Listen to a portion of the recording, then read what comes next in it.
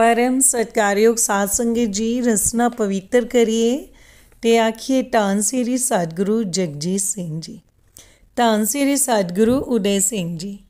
साध संगत जी अज दा लेख सतगुरु जगजीत सिंह जी दा है। सतगुरु जगजीत सिंह जी की नियमबद्धता, अनुशासन ते मेहनत। बेअंत जी बचपन तो ही करड़े अनुशासन अते नियमबद्धता विच रहे हैं। आपने हमेशा अपने सारे नियम पूरे रखे, कदे खुंझाए ही नहीं। राग तो बाद अखाड़ा घुलना, फिर इशनान करना, एक माला भजन दी, एक माला भगौतियां दी, 5 तो 7 बाणियां दा पाठ करना, नाम सिमरन दा नितनेम करना, फिर पढ़ना, सारे दिन दा नियमित रुझेवां यानी रूटीन बनाई हुई सी। एक बार श्री सागू प्रताप सिंह जी सुवखते रेस वेखण लाहौर जाण लई चल पे। लगातार दे अपने सवेरे जल्दी उठन दे नियम मुताबक बेअंत जी ने श्री सागू प्रताप सिंह जी दे जाण समय इशनान कर लिया ते बाकी इन्हां दे नाल दे साथी सुत्ते पए रहे। अचानक श्री सतगुरु प्रताप सिंह जी नूं किसी कारणवश वापस आना पिया। बेअंत जी जागदे सन।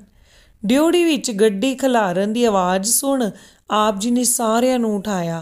बल्लो जी, नकई जी, पंडित राजिंदर सिंह, गुरु सर आज सारे उठ नसे। कोई किसे बूए दौड़िया, कोई किसे बूए। दिन चढ़ गया सी। कोई तलाव वाल नसा, कोई खूह वाल ते श्री सागू प्रताप सिंह जी दे अंदर आउंदियां नूं सारे इशनान करके माला फड़ के इंज तूरे आउण जिवें देर दे जागे होए होण।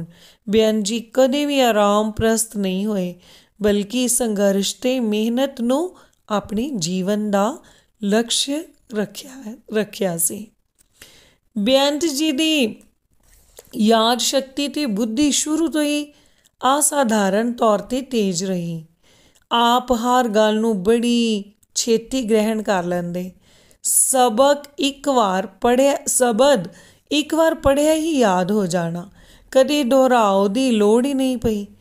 उत्कंठा, जिग्यासा ते ग्रहण करन दी शक्ति, हर गल दी तह तक जाना।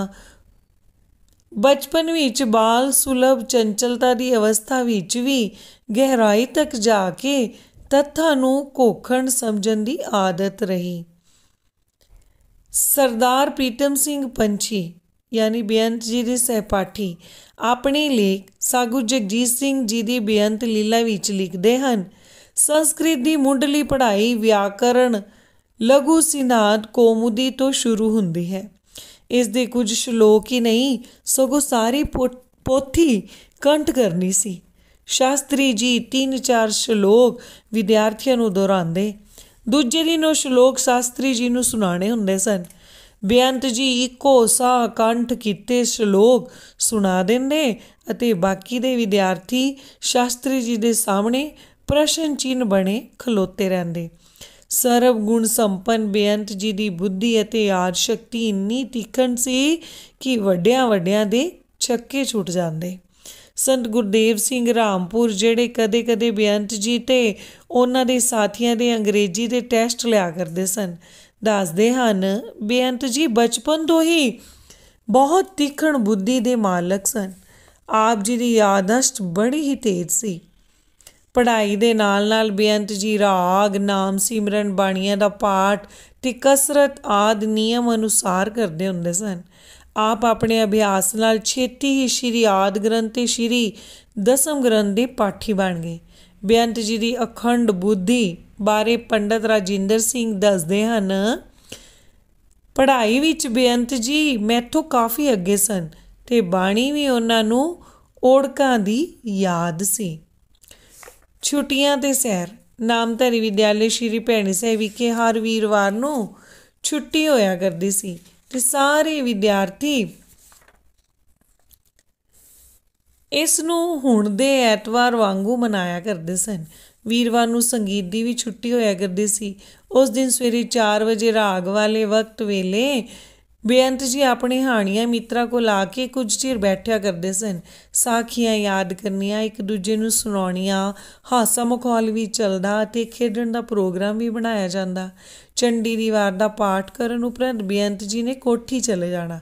ਬੇਅੰਤ ਜੀ ਕੋਠੀ ਵਿਖੇ ਰਹਿੰਦੇ ਸਨ। ਆਪ ਜੀ ਦੀ ਪਾਲਣਾ ਪੋਸਣਾ ਕੋਠੀ 'ਚ ਹੀ ਹੋਈ। ਵਿਸਾਖ ਦੇ ਮਹੀਨੇ ਵਿੱਚ ਨਾਮਧਾਰੀ ਵਿਦਿਆਲੇ ਸ਼੍ਰੀ ਭੈਣੀ ਸਾਹਿਬ ਦੇ ਵਿਦਿਆਰਥੀਆਂ ਨੂੰ ਛੁੱਟੀਆਂ ਹੋਇਆ ਕਰਦੀਆਂ ਸਨ। ਬੇਅੰਤ ਜੀ ਅਤੇ ਨਾਮਧਾਰੀ ਵਿਦਿਆਲੇ ਦੇ ਵਿਦਿਆਰਥੀਆਂ ਨੂੰ ਕਦੇ ਕਦੇ ਸੇਵਕਾਂ ਅਤੇ ਅਧਿਆਪਕਾਂ ਨਾਲ ਬਾਹਰ ਸੈਰ ਕਰਨ ਜਾਣ ਅਤੇ ਕੁਦਰਤੀ ਨਜ਼ਾਰਿਆਂ ਨੂੰ ਮਾਣਨ ਦਾ ਮੌਕਾ ਵੀ ਬਣਦਾ ਰਹਿੰਦਾ ਸੀ। ਸੰਨ 1937 ਨੂੰ ਸ਼੍ਰੀ ਸਾਗੂ ਪ੍ਰਤਾਪ ਸਿੰਘ ਜੀ ਨੇ ਅੱਸੂ ਦੇ ਸਾਲਾਨਾ ਜਪ ਪ੍ਰਯੋਗ ਦਾ ਚਾਲੀਹਾ ਪਹਾੜਾਂ 'ਚ ਕੱਟਣ ਦਾ ਮਨ ਬਣਾ ਲਿਆ। ਸੱਚੇ ਪਾਤਸ਼ਾਹ ਜੀ ਦੇ ਇਸ ਪਾਲਮਪੁਰ, ਮੰਡੀ ਤੇ ਮਨਾਲੀ ਆਦਿ ਦੇ ਦੌਰੇ ਸਮੇਂ ਬੇਅੰਤ ਜੀ ਦਾ ਵੀ ਆਪਣੇ ਕੁਝ ਸਹਿਪਾਠੀਆਂ ਨਾਲ ਜਾਣ ਦਾ ਪ੍ਰੋਗਰਾਮ ਬਣਿਆ ਤੇ ਸਾਰਿਆਂ ਨੇ ਇਸ ਸੁਹਾਵਣੇ ਸਫ਼ਰ ਵਿੱਚ ਕੁਦਰਤੀ ਨਜ਼ਾਰਿਆਂ ਦੇ ਦ੍ਰਿਸ਼ ਨੂੰ ਭਰਪੂਰ ਮਾਣਿਆ। ਸੰਤ ਗੁਰਦੇਵ ਸਿੰਘ ਰਾਮਪੁਰ ਜੋ ਇਸ ਦੌਰੇ ਸਮੇਂ ਨਾਲ ਸਨ ਦੇ ਦੱਸਣ ਮੁਤਾਬਕ ਬੇਅੰਤ ਜੀ ਪਹਿਲੀ ਵਾਰ ਰੇਲ ਗੱਡੀ 'ਤੇ ਚੜ੍ਹੇ 20 ਜੂਨ ਸੰਨ 1937 ਨੂੰ। ਲੁਧਿਆਣੇ ਤੋਂ ਹੁਸ਼ਿਆਰਪੁਰ ਤੱਕ ਰੇਲ ਗੱਡੀ 'ਤੇ ਗਏ। ਰਾਤ ਸਰਾਂ 'ਚ ਹੁਸ਼ਿਆਰਪੁਰ ਰਹੇ ਅਤੇ 21 ਜੂਨ ਨੂੰ ਹੁਸ਼ਿਆਰਪੁਰ ਤੋਂ ਕਾਂਗੜਾ ਤੇ ਉੱਥੋਂ ਪਾਲਮਪੁਰ ਪਹੁੰਚੇ ਤੇ 11 ਜੁਲਾਈ ਤੱਕ ਪਾਲਮਪੁਰ ਸਰਦਾਰ ਥਾਣੇਦਾਰ ਅਨੂਪ ਸਿੰਘ ਰਾਜੇ ਜੰਗੀਏ ਅਤੇ ਬੀਬੀ ਸੰਤ ਕੌਰ ਦੇ ਘਰ ਰਹੇ। ਸ਼੍ਰੀ ਸਾਗੂ ਪ੍ਰਤਾਪ ਸਿੰਘ ਜੀ ਅਕਸਰ ਸਾਧ ਸੰਗਤ ਸਮੇਤ ਇਹਨਾਂ ਦੇ ਘਰ ਜਾਇਆ ਕਰਦੇ ਸਨ। ਪਾਲਮਪੁਰ ਦੌਰੇ ਸਮੇਂ ਕਾਂਗੜੇ ਤੋਂ ਪਾਲਮਪੁਰ ਜਾਣ ਵਾਲੀ ਬੱਸ ਵਿੱਚ ਸਫ਼ਰ ਸ਼ੁਰੂ ਕਰਨ ਤੋਂ ਪਹਿਲੋਂ ਬੇਅੰਤ ਜੀ ਦੇ ਹੰਢੇ ਵਰਤੇ ਤੇ ਸਿਆਣੇ ਸੇਵਕ ਸੰਤ ਗੁਰਬਖਸ਼ ਸਿੰਘ ਨੇ ਪਹਾੜੀ ਡਰਾਈਵਰ ਨੂੰ ਸਮਝਾਇਆ ਕਿ ਸਾਡੇ ਨਾਲ ਸ਼੍ਰੀ ਸਾਗੂ ਪ੍ਰਤਾਪ ਸਿੰਘ ਜੀ ਦੇ 2 ਸਾਹਿਬਜ਼ਾਦੇ ਹਨ। ਇਸ ਵਾਸਤੇ ਬੱਸ ਦੀਆਂ ਸਭ ਤੋਂ ਅੱਗੇ ਦੀਆਂ 2 ਸੀਟਾਂ 'ਤੇ ਉਹ ਬੈਠਣਗੇ ਅਤੇ ਉਸ ਤੋਂ ਪਿਛਲੀਆਂ 8 ਸੀਟਾਂ 'ਤੇ ਉਹਨਾਂ ਦੇ ਨਾਲ ਆਏ ਬਾਕੀ ਜਣੇ ਬੈਠਣਗੇ। ਇਸ ਲਈ ਇਹ ਸੀਟਾਂ ਕਿਸੇ ਵੀ ਹਾਲਤ ਵਿੱਚ ਰੁਕਣੀਆਂ ਨਹੀਂ ਚਾਹੀਦੀਆਂ। ਬੱਸ ਦੇ ਡਰਾਈਵਰ ਨੇ ਹੱਥ ਜੋੜ ਕੇ ਆਪਣੀ ਮਜਬੂਰੀ ਬਿਆਨ ਕਰਦਿਆਂ ਆਖਿਆ ਕਿ ਅਗਲੀਆਂ 2 ਸੀਟਾਂ 'ਤੇ ਇਸ ਇਲਾਕੇ ਦੇ ਥਾਣੇਦਾਰ ਤੇ ਥਾਣੇਦਾਰਨੀ ਜਾ ਰਹੇ ਹਨ ਜਿਨ੍ਹਾਂ ਨਾਲ ਸਾਨੂੰ ਰੋਜ਼ਾਨਾ ਵਾਹ ਪੈਂਦਾ ਹੈ, ਸੋ ਅਗਲੀਆਂ 2 ਸੀਟਾਂ ਤੋਂ ਬਿਨਾਂ ਸਾਰੀ ਬੱਸ ਤੁਹਾਡੀ ਹੈ। ਡਰਾਈਵਰ ਦੀ ਮਜਬੂਰੀ ਨੂੰ ਸਮਝਦਿਆਂ ਬੇਅੰਤ ਜੀ ਬਾਕੀ ਸਹਿਪਾਠੀਆਂ ਵਿਚਾਲੇ ਆਣ ਬੈਠੇ। ਨਿੱਕੀਆਂ ਨਿੱਕੀਆਂ ਸ਼ਰਾਰਤਾਂ ਕਰਦਿਆਂ ਸਭਨਾਂ ਸਫ਼ਰ ਜਾਰੀ ਰੱਖਿਆ। ਪਹਾੜਾਂ ਦੇ ਥਾਂ ਥਾਂ ਦੇ ਮੋੜ ਘੋੜ ਕੱਟਦੀ ਬੱਸ ਦੇ ਲੰਮੇ ਸਫ਼ਰ ਦਰਮਿਆਨ ਥੋੜ੍ਹੀ ਦੇਰ ਬਾਅਦ ਸਭ ਨੂੰ ਊਂਘ ਆਉਣ ਲੱਗ ਪਈ। ਉਸ ਵੇਲੇ ਹੋਈ ਇੱਕ ਬੜੀ ਦਿਲਚਸਪ ਘਟਨਾ ਦਾ ਪੰਡਿਤ ਰਾਜਿੰਦਰ ਸਿੰਘ ਜੀ ਇਉਂ ਬਿਆਨ ਕਰਦੇ ਹਨ ਤੇ ਅਸੀਂ ਹੁਣ ਫਿਰ ਉਬਾਸੀਆਂ ਲੈਣ ਲੱਗ ਪਏ ਸਾਂ। ਅਚਾਨਕ ਬੱਸ ਅੱਗੇ ਗਧਿਆਂ ਦਾ ਟੱਬਰ ਆਣ ਖਲੋਤਾ। ਮੈਂ ਆ ਵੇਖਿਆ ਨਾ ਤਾਂ ਸੁੱਤ ਉਣੀਂਦੇ ਨੇ ਰੌਲਾ ਪਾ ਦਿੱਤਾ, ਥਾਣੇਦਾਰ ਆ ਗਏ, ਥਾਣੇਦਾਰ ਆ ਗਏ। ਬੇਅੰਤ ਜੀ ਨੇ ਮੇਰੀ ਹੁੰਜਾ ਮਾਰ ਕੇ ਚੰਗੀ ਸੇਵਾ ਕੀਤੀ ਤੇ ਨਾਲ ਹੀ ਇਸ਼ਾਰਾ ਕੀਤਾ, ਅੱਗੇ ਥਾਣੇਦਾਰ ਅਤੇ ਥਾਣੇਦਾਰਨੀ ਬੈਠੇ ਹਨ। ਤੂੰ ਕੀ ਰੌਲਾ ਪਾਇਆ? ਥਾਣੇਦਾਰ ਤਾਂ ਕਚੂਚ ਹੋਇਆ, ਨੀਵੀਂ ਪਾ ਗਿਆ ਅਤੇ ਥਾਣੇਦਾਰਨੀ ਸਾਡੇ ਮੂੰਹਾਂ ਵੱਲ ਵੇਖਣ ਲੱਗ ਪਈ। ਮੇਰੀ ਸੇਵਾ ਹੁੰਦੀ ਵੇਖ ਕੇ ਕੁਝ ਤਾਂ ਵਿਚਾਰੀ ਨੂੰ ਤਸੱਲੀ ਹੋ ਗਈ ਹੋਵੇਗੀ। ਮੈਂ ਬੇਅੰਤ ਜੀ ਨੂੰ ਗੁੱਸੇ ਹੋ ਕੇ ਆਖਿਆ, ਮੈਂ ਨਹੀਂ ਤੁਹਾਡੇ ਕੋਲ ਬਹਿਣਾ, ਤੁਸੀਂ ਮੈਨੂੰ ਮਾਰਦੇ ਹੋ। ਬਹਿ ਜਾ, ਜੋ ਹੋਣਾ ਸੀ ਹੋ ਗਿਆ, ਹੁਣ ਨਹੀਂ ਮੈਂ ਤੈਨੂੰ ਕੁਝ ਕਹਿੰਦਾ, ਬੇਅੰਤ ਜੀ ਨੇ ਕਿਹਾ। ਕਾਂਗੜਾ ਆ ਗਿਆ ਤੇ ਥਾਣੇਦਾਰ ਥਾਣੇਦਾਰਨੀ ਉਤਰ ਗਏ। ਇਸ ਤੋਂ ਅਗਲੀ ਰਿਆਸਤ ਸਾਡੀ ਆਪਣੀ ਸੀ ਕਿਉਂਕਿ ਪਾਲਮਪੁਰ ਸਰਦਾਰ ਅਨੂਪ ਸਿੰਘ ਜੀ ਥਾਣੇਦਾਰ ਲੱਗੇ ਹੋਏ ਸਨ ਤੇ ਉਹਨਾਂ ਦੇ ਘਰ ਵਿੱਚ ਸਾਡਾ ਸਾਰਿਆਂ ਦਾ ਡੇਰਾ ਸੀ।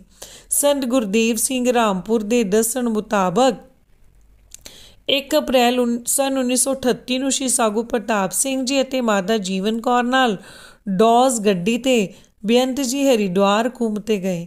ਉਸ ਵੇਲੇ ਡਰਾਈਵਰ ਸੰਤ ਲਾਲ ਸਿੰਘ, ਸੰਤ ਤੇਜਾ ਸਿੰਘ ਨਾਲ ਸਨ। 12 ਅਕਤੂਬਰ ਸੰਨ 1938 ਨੂੰ ਬੇਅੰਤ ਜੀ ਸ਼੍ਰੀ ਸਾਗੂ ਪ੍ਰਤਾਪ ਸਿੰਘ ਜੀ ਨਾਲ ਪੇਸ਼ਾਵਰ ਦੌਰੇ 'ਤੇ ਗਏ, ਯਾਨੀ ਪਾਕਿਸਤਾਨ ਗਏ ਤੇ 21 ਅਕਤੂਬਰ ਨੂੰ ਵਾਪਸ ਆਏ।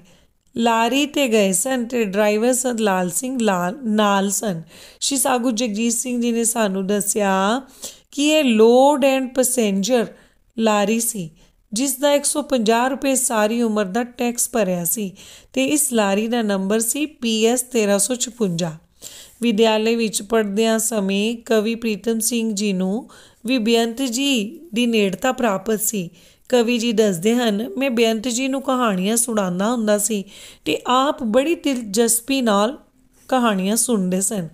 ਕਵੀ ਜੀ ਨੇ ਆਪਣੀ ਪੁਸਤਕ ਸਿਮਰਨ ਵਿੱਚ ਇਸ ਬਾਰੇ ਇਉਂ ਲਿਖਿਆ ਹੈ, ਬਾਲ ਪ੍ਰੀਤਮ ਠੋਡੀ ਹੱਥ ਧਰ, ਧਰ 'ਤੇ ਲੰਮਾ ਪੈ ਕੇ, ਸੁਣਦਾ ਰਿਹਾ ਕਹਾਣੀ ਕੁਦਰਤ ਰੋਜ਼ ਬਰੋਜ਼ੀ ਕਹਿ ਕੇ। ਤਖਤ ਬਖਤ ਦਾ ਮਾਲਕ ਬਣ ਹੁਣ, ਸੈਰ ਜਗਤ 'ਤੇ ਕਰਦਾ, ਕਥਾਕਾਰ ਵਹਿੰਦਾ ਹੀ ਰਹਿੰਦਾ, ਕਦ ਜਾਵੇਗਾ ਲੈ ਕੇ। ਇਸ ਰੁਬਾਈ ਲਿਖਣ ਤੋਂ ਬਾਅਦ ਕਵੀ ਪ੍ਰੀਤਮ ਸਿੰਘ ਜੀ ਅਨੇਕਾਂ ਵਾਰ ਸ਼੍ਰੀ ਸਤਿਗੁਰੂ ਜੀ ਨਾਲ ਵਿਦੇਸ਼ ਦੌਰਿਆਂ 'ਤੇ ਗਏ। ਸਾਰੇ ਆਖ ਲਈਏ, ਧੰਨ ਸ੍ਰੀ ਸਤਿਗੁਰੂ ਜਗਜੀਤ ਸਿੰਘ ਜੀ, ਧੰਨ ਸਾਹਿਬ ਜਗਜੀਤ ਸਿੰਘ ਜੀ ਦੀਆਂ